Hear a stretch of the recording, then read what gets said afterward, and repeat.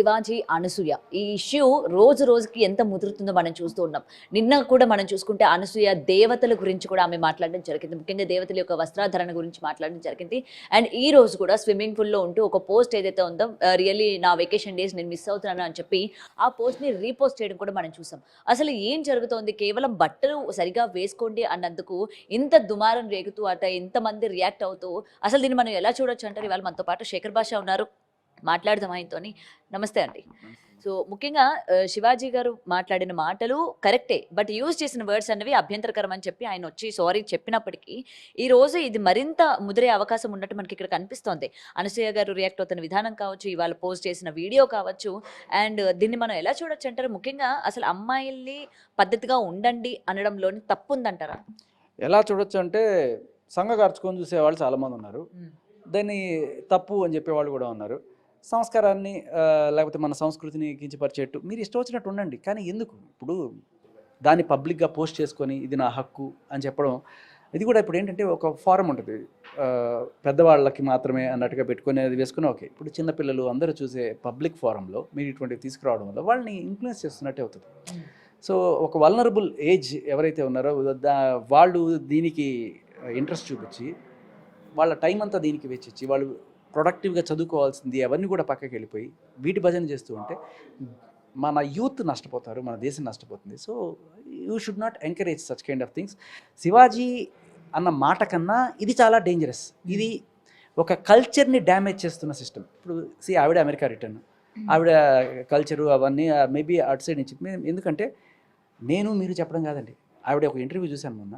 ఆవిడ కన్న కొడుకు చెప్తున్నట్టు ఆవిడకి, అమ్మా అలా వేసుకోకమ్మా అని చెప్పంటే, హై అలా కాదురా ఇలా ఉండాలి అని ఆవిడ.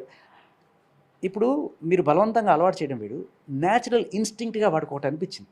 మనిషికి సిగ్గు అనేది న్యాచురల్ ఇన్స్టింక్ట్. అతనికి వాళ్ళ అబ్బాయికి అలా న్యాచురల్గా అనిపించింది, ఏదో అబ్బెట్టుగా అనిపించింది, చెప్పాడు. డీసెన్సీ అనేది అందరికీ అవసరం. అబ్బాయి అమ్మాయిని తేడా లేదు. మీరైనా నేనైనా డీసెంట్గా డ్రెస్ చేసుకోవడం పబ్లిక్ ఫార్మ్లో ఎస్పెషల్లీ చాలా అవసరం. అండ్ ఇంకొకటి, ఈవిడ ఒక కామెంట్ చేశారు, శివాజీని నార్సిస్ట్ అన్నారు. నార్సిస్ట్ అంటే మరి ఆయన శివాజీ గారికి తెలుసో తెలీదో, దానికి ఆయన ఎందుకు రియాక్ట్ అవ్వలేదో నాకు తెలీదు. ఇట్స్ లిటరలీ ఒక డిఫెమేషన్. ఆయన్ని చాలా తప్పుగా చూపిస్తున్న ఒక వర్డ్.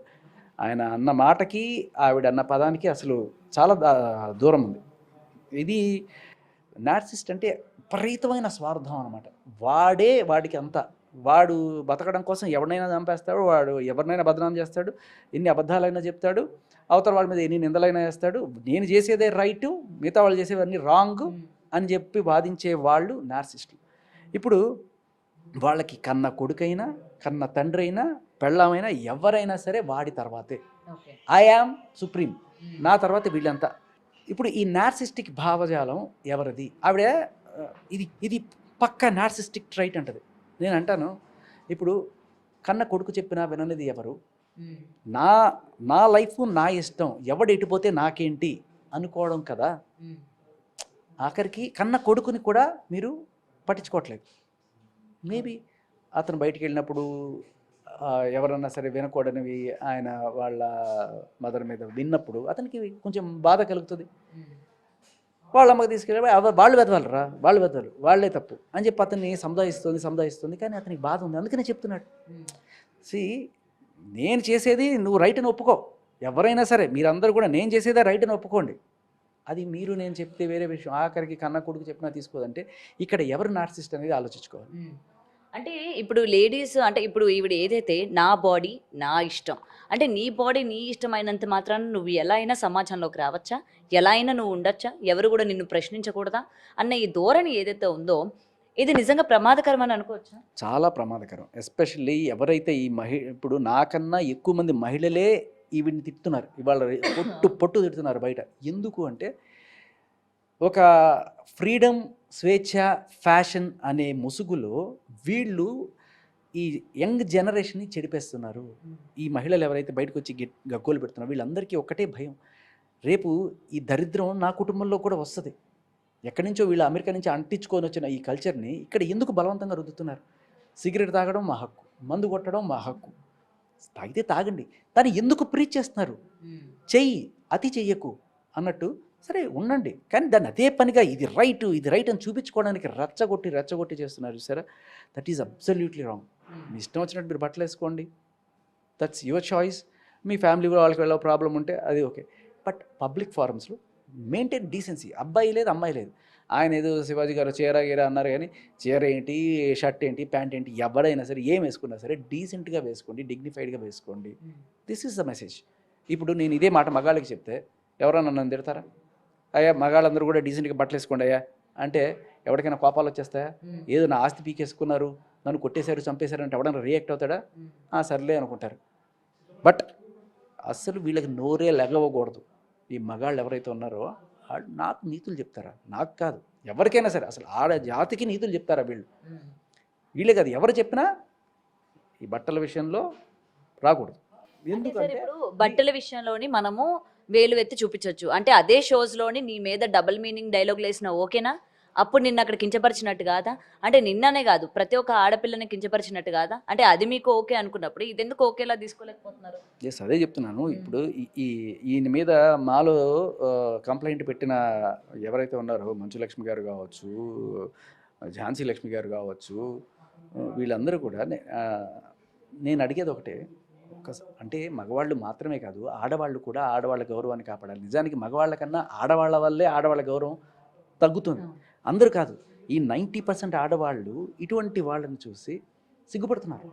ఎందుకంటే మేమంతా ఇలా ఉన్నాము, మీరు కూడా మా ప్రతిరూపాలే, ఆడవాళ్ళకి ప్రతిరూపాలే. కానీ మీరేం చేస్తున్నారు?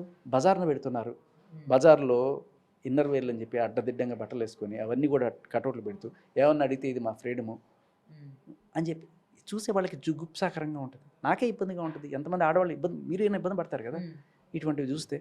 సో దానికి తోడు ఈ పోస్టులు పెట్టి యూత్ని చెడగొడుతూ ఇటువంటి వాళ్ళ మీద కేసులు పెట్టాలి. నిజం చెప్పాలంటే మన భారతీయ జనతా పార్టీ లేకపోతే హిందూ సంస్కృతి సాంప్రదాయాలు అని చెప్పి మాట్లాడడం కాదు.